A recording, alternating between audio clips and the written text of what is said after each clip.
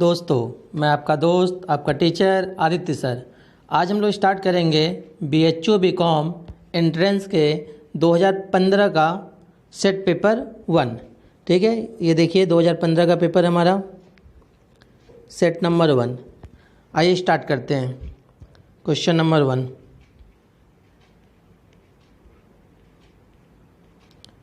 देखिए question number 1 हमारा ये आ गया। सबसे पहला क्वेश्चन क्या लिखता है, सर्वप्रथम द्विप्रविष्टि प्रणाली का प्रारंभ हुआ था अमेरिका में, जापान में, भारत में, इटली में। तो द्विप्रविष्टि प्रणाली का प्रारंभ कहाँ हुआ था ये हमसे पूछ रहा है। तो इसका आंसर समझने से पहले हम लोग समझते हैं द्विप्रविष्टि प्रणाली सिस्टम अर्थात डबल एंट्री सिस्टम। ठीक है, डबल एंट्री अकाउंटिंग सिस्टम का आविष्कार सबसे पहले इटली में एक चर्च पिता ने किया था जिसका नाम लूका बार्टोलोम्स पेकियोली है।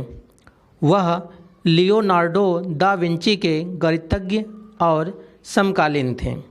उन्होंने एक पुस्तक लिखी जिसका नाम था सुम्मा डे आर्थमेटिका ज्यामिति अनुपात एट आनुपातिक।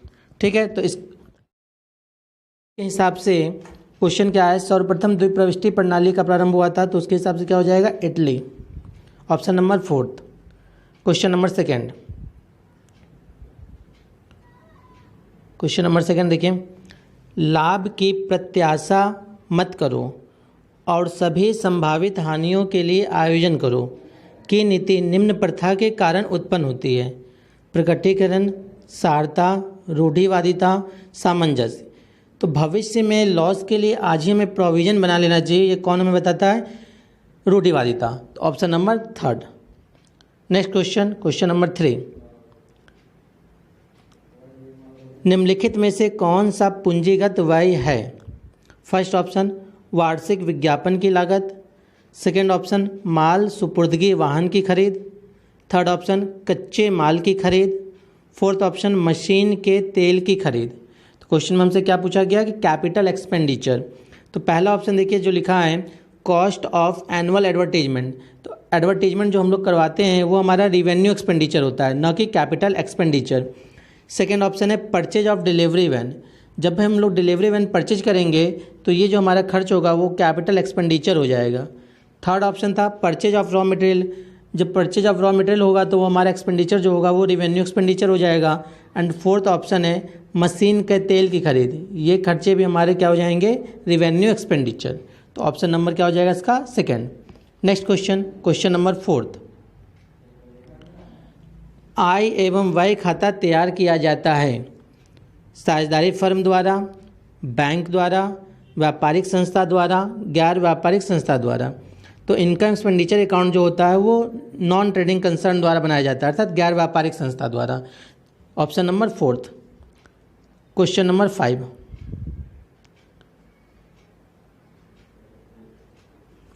लेखांकन समीकरण निम्नलिखित में से कौन सा है। 4 ऑप्शन दिए गए हैं, इसमें से बोल रहा है कि कौन सा सही है। तो लेखांकन समीकरण पहले हम लोग समझते हैं। देखिए बैलेंस शीट में 2 कॉल होते हैं, एक हमारा लेफ्ट की ओर जो होता है वो क्या होता है, लायबिलिटीज। ध्यान समझिएगा, ये जो होता है हमारा लायबिलिटीज होता है और ये क्या होता है, एसेट्स होता है। तो लायबिलिटीज में क्या क्या होते हैं, एक कैपिटल होता है और एक आउटसाइड लायबिलिटी होता है, आउटसाइड लायबिलिटी। और एसेट्स में हमारा क्या होता है, एसेट्स होता है। तो इसी के हिसाब से इक्वेशन बनता है। समझिएगा, अगर हमसे इक्वेशन में जैसे capital plus outside liability equal क्या हो जाएगा, एसेट्स। दूसरा क्या बनेगा हमारा, कैपिटल अगर निकालना रहेगा तो ये आउटसाइड लायबिलिटी राइट की ओर चला जाएगा, या आउटसाइड लायबिलिटी निकालना रहेगा तो कैपिटल राइट की ओर चला जाएगा। तो मेन इक्वेशन हमारा क्या हो गया, देखिए capital plus outside liability equal assets, ये हमारा मेन इक्वेशन होता है। तो इसी के हिसाब से ऑप्शन चूज़ कर लीजिए कौन सा हो जाएगा। देखिए पहला ऑप्शन है capital equal assets plus liabilities, तो ये तो गलत है। Second option capital equal assets minus liability, तो ये सही है। थर्ड ऑप्शन है assets equal liability minus capital, ये भी गलत है। Option number 4 liability equal assets minus capital, ये भी सही है। मैंने 5वें का 2 ऑप्शन सही दिया हुआ, ऑप्शन नंबर 2 भी, ऑप्शन नंबर 4 भी। तो ये जो क्वेश्चन आया था इसका ऑप्शन एग्जामिनर जो है गलत बनाया है। ठीक है, अगर इस क्वेश्चन के अकॉर्डिंग हम लोग चलेंगे तो ऑप्शन नंबर 2 भी सही है और ऑप्शन नंबर 4 भी सही है। ठीक है, ऑप्शन नंबर 2 देख लीजिए क्या था, capital equal assets minus liability, और ऑप्शन नंबर 4 है liability equal assets minus capital. Question number 6,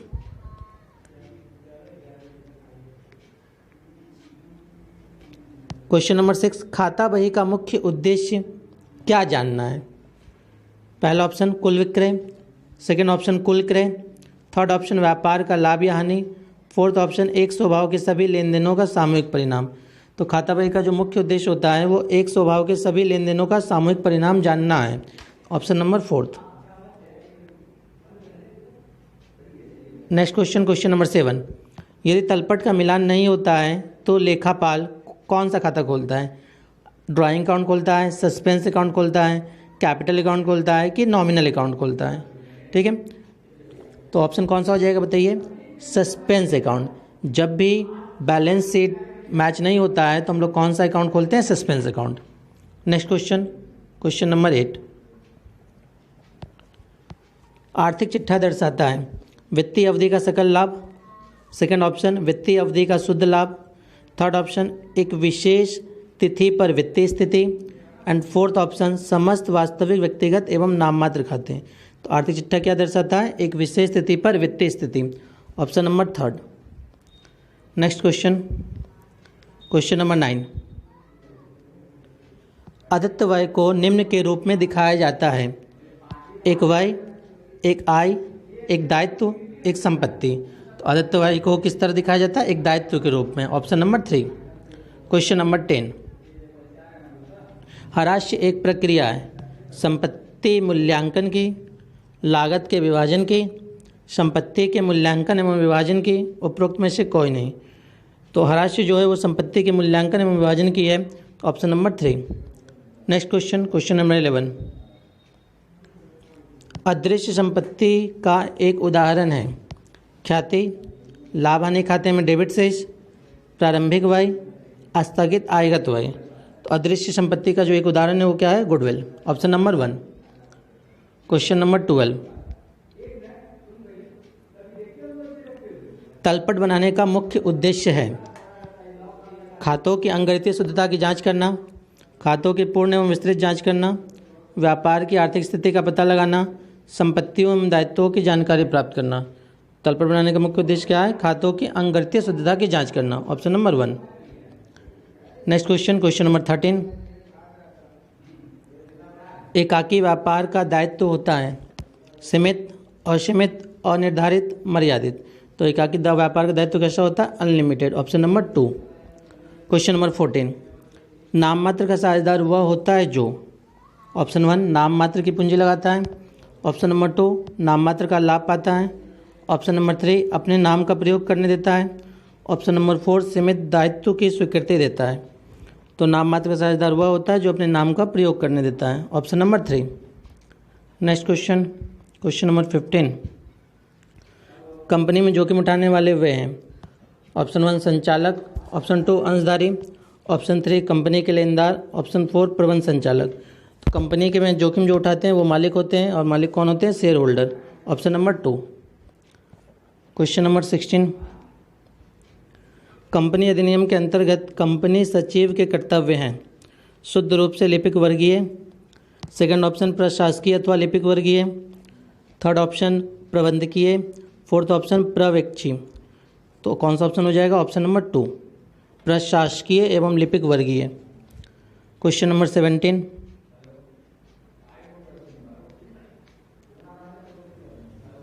आधारभूत विचार किस पर एक सहकारी समिति बनाई जाती है, ऑप्शन 1 संगठन में शक्ति होती है, ऑप्शन 2 सब एक के लिए, एक सब के लिए, ऑप्शन नंबर 3 हम संगठित होकर प्रतियोगिता का अच्छा सामना कर सकते हैं, ऑप्शन नंबर 4 विविधता में एकता। तो आइए पहले हम लोग समझते हैं कि सहकारी समिति क्या होता है। सहकारी शब्द का अर्थ है साथ मिलकर कार्य करना। औद्योगिक क्रांति के कारण आर्थिक तथा सामाजिक असंतुलन के परिणामस्वरूप भारत में वर्ष 1901 में एडवर्ड लॉ की अध्यक्षता में सहकारी समिति के संगठनों की संभावना और सफलता पर रिपोर्ट के लिए समिति की स्थापना की गई तथा रिपोर्ट के आधार पर 1904 में सहकारी साख अधिनियम पास किया गया, तभी से सहकारी आंदोलन का प्रारंभ हुआ। पूंजीवादी देश जैसे अमेरिका, जापान और समाजवादी देश, दोनों प्रकार के देशों में सहकारी समितियों ने विशेष स्थान बनाकर देश में उन्नति लाई है। तो यहाँ पे हमसे क्या पूछ रहा था, सहकारी शब्द बनाए जाते किसके लिए, तो कौन सा ऑप्शन हो जाएगा, ऑप्शन नंबर 2, सब एक के लिए, एक सब के लिए। क्वेश्चन नंबर 18, कार्यवृत्त बताते हैं। ऑप्शन 1 सभा की कार्यवाही, ऑप्शन 2 सभा की कार्यसूची, ऑप्शन 3 सभा में उपस्थिति का साक्ष्य, ऑप्शन 4 साझेदारों की गतिविधियाँ। क्या पूछ रहा है हमसे, मिनट, ठीक है ना। मिनट्स बुक जो होता है वो क्या बताता है, चारों ऑप्शन दिए हैं, तो मिनट बुक जो होता है वो सभा की कार्यवाही बताता है। क्या हो जाएगा, option number 1। Next question, question number 19। Question number 90 देखेंगे हम लोग। जब 2 या अधिक विद्यमान कंपनियां परिसमापन में जाती हैं तथा उनके व्यवसाय के अधिग्रहण हेतु एक नई कंपनी का निर्माण किया जाता है तो वह स्थिति क्या कहलाती है, तो ऐसे स्थिति को हम लोग अमलगमेशन कहते हैं, अर्थात एकीकरण। ऑप्शन नंबर क्या हो जाएगा, first. Next question, question number 20। निम्नलिखित लेखांकन प्रमापों में से कौन सा अस्थायी संपत्तियों से संबंधित है। ठीक है, 4 AS दिए हैं। पहला ऑप्शन AS 7। AS का मतलब क्या होता है, अकाउंटिंग स्टैंडर्ड। तो समझिए AS 7 में क्या होता है, अकाउंटिंग स्टैंडर्ड 7 कंस्ट्रक्शन कॉन्ट्रैक्ट्स होता है। सेकेंड ऑप्शन लिखा है AS 8। AS 8 जो होता है वो accounting for research and development होता है। थर्ड ऑप्शन है AS 9। AS 9 होता है रेवेन्यू रिकॉग्निशन। और फोर्थ ऑप्शन है AS 10। तो AS 10 जो होता है वो हमारा फिक्स एसेट्स होता है। तो 20 का ऑप्शन नंबर 4 हो जाएगा। ठीक है, नेक्स्ट क्वेश्चन, क्वेश्चन नंबर 21। निम्नलिखित में से पूंजीगत व्यय कौन सा है। ऑप्शन 1 खरीदे गए माल पर चुकाया गया भाड़ा, ऑप्शन 2 कर्मचारियों को हटाने पर उसकी क्षतिपूर्ति का भुगतान, ऑप्शन 3 नई कंपनियों के निर्माण की लागत, ऑप्शन 4 ट्रेडमार्क के दुरुपयोग होने पर किया गया कानूनी व्यय। तो पूंजीगत व्यय कौन सा इन चारों ऑप्शन में से बताइए। ऑप्शन नंबर 3 नई कंपनियों के निर्माण की लागत, और जो 3 ऑप्शन दिए हैं वो हमारा कैपिटल एक्सपेंडिचर नहीं है। ठीक है, नेक्स्ट क्वेश्चन, क्वेश्चन नंबर 22। आहरण पर ब्याज है। पहला ऑप्शन व्यवसाय के लिए लाभ है, व्यवसाय के लिए हानि है, व्यवसाय के लिए लागत है, व्यवसाय के लिए व्यय। आहरण पर ब्याज जो है वो क्या होता है, व्यवसाय के लिए लाभ। तो ऑप्शन नंबर 1 हो जाएगा। Next question, question number 23। स्थायी संपत्तियों पर हरास्य एक उदाहरण है पूंजीगत व्यय का, आगम व्यय का, स्थगित आगम व्यय का, उपरोक्त में से कोई नहीं। तो स्थायी संपत्ति पर जो हरास्य है वो आगम व्यय का उदाहरण है, अर्थात रेवेन्यू एक्सपेंडिचर का। Question number 24। वह बही जिसमें लेन देनों को कालानुक्रमिक ढंग से अंकित किया जाता है कहलाता है। ऑप्शन 1 रोजनामचा, ऑप्शन 2 लेजर, ऑप्शन 3 तलपट, ऑप्शन 4 आर्थिक चिट्ठा। तो देखिए यहाँ क्या लिखा है, कालानुक्रमिक ढंग से। तो कालानुक्रमिक ढंग से का मतलब क्या हो गया कि डेट बाय डेट, क्रम बाय क्रम हम लोग जो लिखते हैं उसके इसमें लिखते हैं जनरल में। Option number 1। ठीक, क्वेश्चन नंबर 25। किराया क्रय की स्थिति में संपत्तियों को डेबिट किया जाता है। ऑप्शन 1 रोकड़ मूल्य से, ऑप्शन 2 संविदा मूल्य से, ऑप्शन 3 किराया क्रय मूल्य से, ऑप्शन 4 विक्रेता के लागत मूल्य से। तो क्या हो जाएगा हमारा कैश प्राइस, ऑप्शन नंबर 1 रोकड़ मूल्य। ठीक है, next question, question number 26।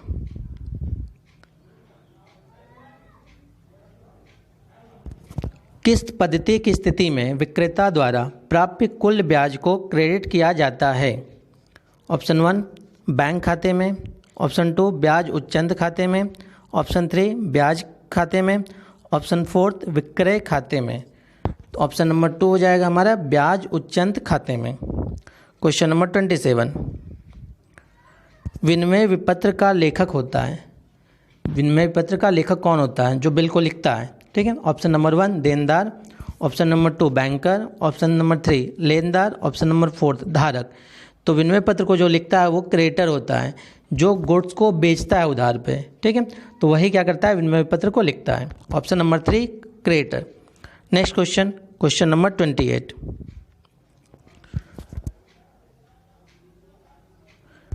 Dash तैयार कर किसी व्यवसाय की वित्तीय स्थिति का पता लगाया जाता है। व्यापार खाते से, निर्माणी खाते से, आर्थिक चिट्ठे से, तलपट से। तो बताइए किसी व्यवसाय की वित्तीय स्थिति का पता किससे पता चलता है? आर्थिक चिट्ठा से पता चलता है। Option number 3। Next question, question number 29। AS 26 संबंधित है। AS का पूरा नाम मैं बताए थे, पीछे क्वेश्चन में आया था। अकाउंटिंग स्टैंडर्ड 26 किससे संबंधित है? पहला ऑप्शन अमूर्त संपत्ति से, ऑप्शन 2 विनियोग से, ऑप्शन 3 हराश्य से, ऑप्शन 4 शुद्ध लाभ से। तो AS 26 जो होता है वो इंटेंजिबल एसेट से रिलेटेड होता है। ऑप्शन नंबर 1 अमूर्त संपत्ति। Next question, question number 30। निम्नलिखित में से किसी व्यापार खाते में डेबिट किया जाता है? पहला ऑप्शन किराया, सेकंड ऑप्शन मजदूरी व वेतन, third option commission, fourth option वेतन व मजदूरी। तो क्वेश्चन में हमसे क्या पूछा गया है कि ट्रेडिंग अकाउंट के डेबिट में क्या दिखाते हैं, कौन? ठीक है, तो जो किराया होता है वो हमारा चला जाता है PL अकाउंट में, कमीशन भी PL अकाउंट में चला जाता है, वेतन एवं मजदूरी भी PL में चला जाता है, और मजदूरी व वेतन हमारा ट्रेडिंग में जाता है। तो यही पूछा गया था कि ट्रेडिंग में कौन सा जाएगा, तो ऑप्शन नंबर 2 हो जाएगा। क्वेश्चन नंबर 30 का option number 2। Next question, question number 31। अर्थशास्त्र को राष्ट्रों के धन की प्रकृति तथा कारणों की एक जांच के रूप में किसने परिभाषित किया? First option sir James Stuart, second option Adam Smith, third option JB Say, fourth option Alfred Marshall. ठीक है, तो जब भी हमारे क्वेश्चन में आए कि वेल्थ ऑफ नेशन जो है, वेल्थ ऑफ नेशन का डेफिनेशन किसने दिया था? एडम स्मिथ ने। Option number 2। Question number 32। Alfred Marshall के द्वारा लिखित पुस्तक का क्या नाम है?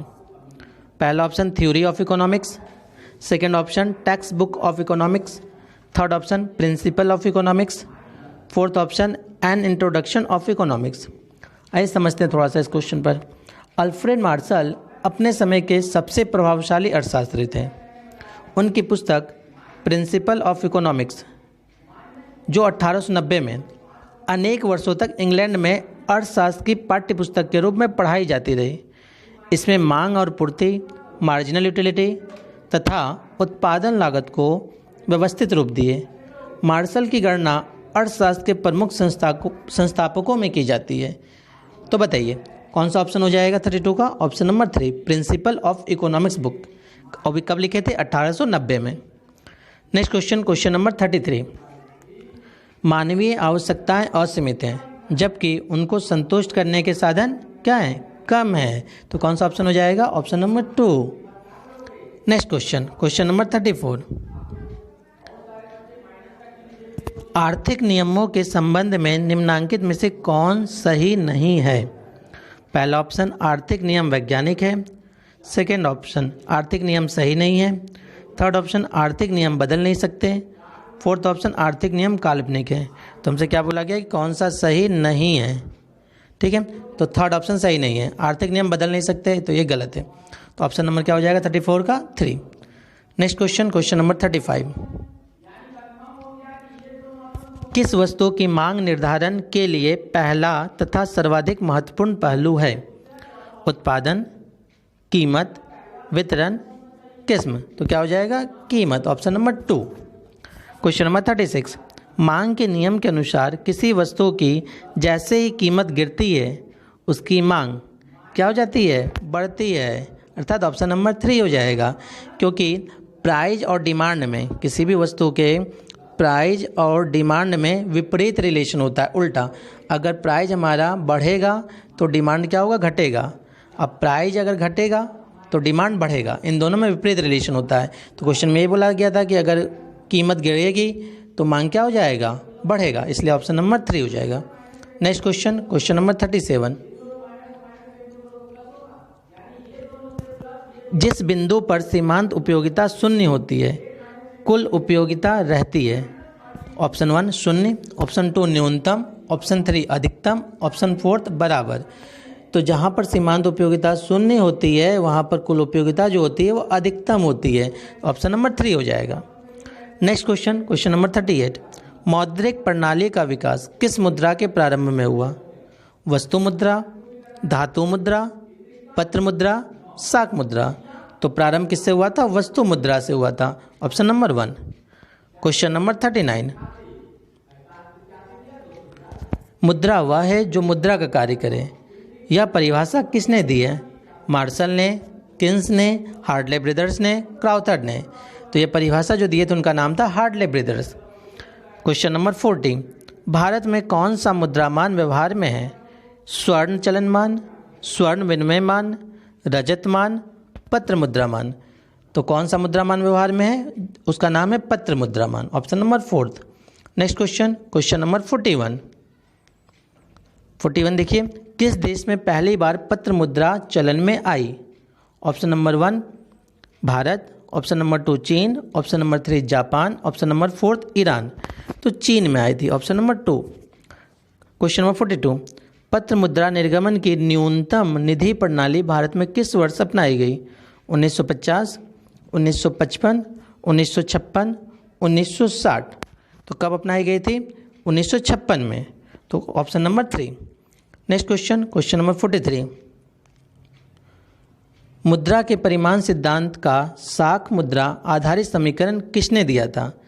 Option number 1 John Stuart Mill, option 2 David Ricardo, option 3 professor Taussig, option 4 Irving Fisher.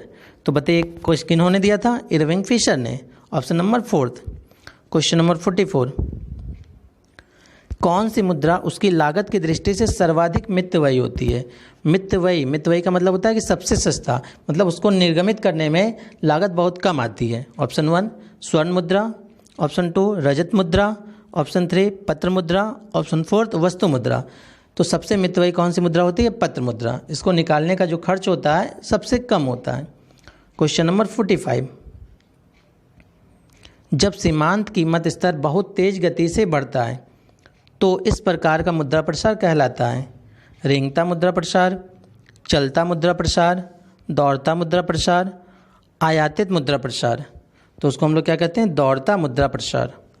Next question, question number 46, मुद्रा संकुचन के परिणाम स्वरूप उत्पादक होते हैं बुरी तरह से प्रभावित, ज़्यादातर लाभान्वित, अप्रभावित, आंशिक रूप से प्रभावित।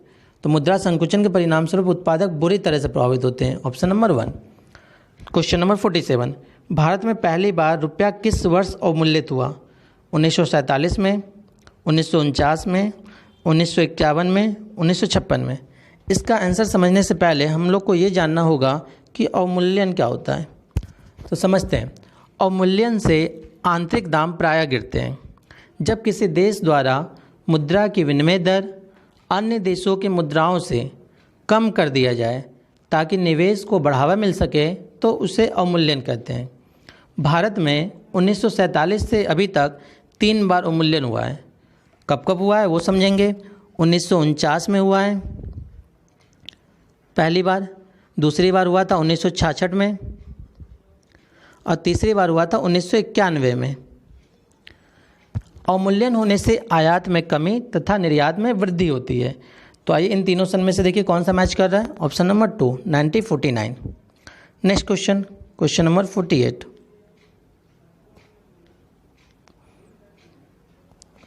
भारत में मौद्रिक तथा बैंकिंग प्रणाली का नियमन कौन करता है? तो ये तो आप सभी को पता है कि मौद्रिक तथा बैंकिंग प्रणाली का नियमन आरबीआई करता है, reserve bank of India. Option number 3। Question number 49, अंतर्राष्ट्रीय पुनर्निर्माण तथा विकास बैंक ब्रैकेट में क्या लिखा है? विश्व बैंक की स्थापना किस वर्ष में हुई? 1944, 1945, 1951, 1961। तो इसकी स्थापना कब हुई थी? 1945 में। Option number 2। क्वेश्चन नंबर 50, निम्नांकित संस्थाओं में से कौन आयात और निर्यात के लिए वित्त प्रदान करती है?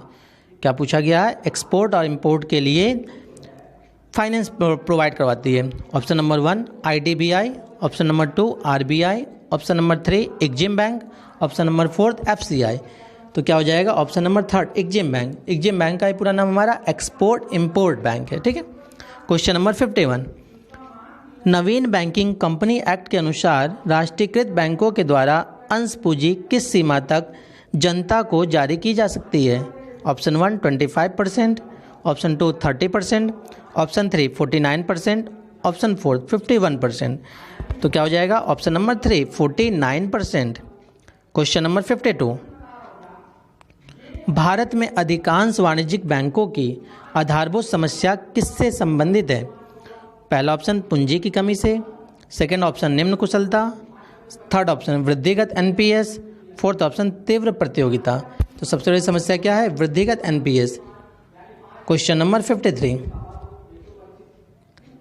भारत में प्रथम क्षेत्रीय ग्रामीण बैंक की स्थापना किस तिथि को हुई?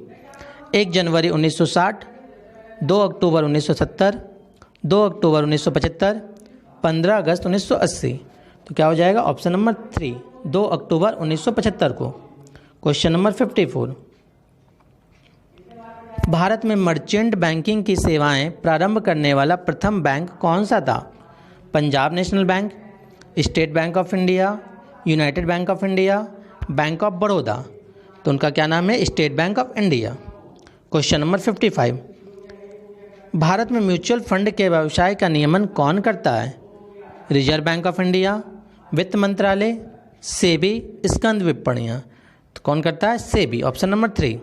नेक्स्ट क्वेश्चन, क्वेश्चन नंबर 56, प्रतिज्ञा पत्र एक लिखित संलेख है जिसमें बिना शर्त एक निश्चित राशि भुगतान करने की प्रतिज्ञा होती है तथा जिस पर उनके हस्ताक्षर होते हैं। वो कौन होता है? उसका नाम है लेखक, अर्थात इंग्लिश में maker. Option number 2। Question number 57, check के रेखांकन का मुख्य उद्देश्य यह है कि चेक का भुगतान बैंक के द्वारा किया जाएगा। किसको किया जाएगा? किसी भी व्यक्ति को, संबंधित ग्राहक को, काउंटर से नगद, ग्राहक के प्रतिनिधि को। तो ऑप्शन नंबर क्या हो जाएगा? संबंधित ग्राहक को। Option number 2। Next question, question number 58, निम्नांकित में से कौन निजी क्षेत्र का बैंक नहीं है? Option 1 ICICI, option 2 IDBI, option 3 BOI, option 4 UTI. तो निजी क्षेत्र का बैंक नहीं है, उसका नाम है BOI. Option number 3। Question number 59, question number 59 देखिए, रिजर्व बैंक ऑफ इंडिया का प्रधान कार्यालय कहाँ है? नई दिल्ली, कोलकाता, मुंबई, नागपुर। तो रिजर्व बैंक का जो मेन कार्यालय है वो कहाँ है? मुंबई में। Option number 3। Question number 60 and आज का लास्ट क्वेश्चन, सेबी का प्रमुख कार्य इनके सभी कार्यों का नियमन एवं नियंत्रण करता है? वित्तीय संस्थाएं, राष्ट्रीयकृत बैंक, स्कंद विपणियां, पूंजी बाजार। क्या हो जाएगा? ऑप्शन नंबर 3 स्कंद विपणियां। इस तरह से हमारा क्वेश्चन नंबर 1 से लेकर क्वेश्चन नंबर 60 तक कंप्लीट हो गया। इसके आगे क्वेश्चन हम लोग नेक्स्ट पार्ट में देखेंगे। धन्यवाद।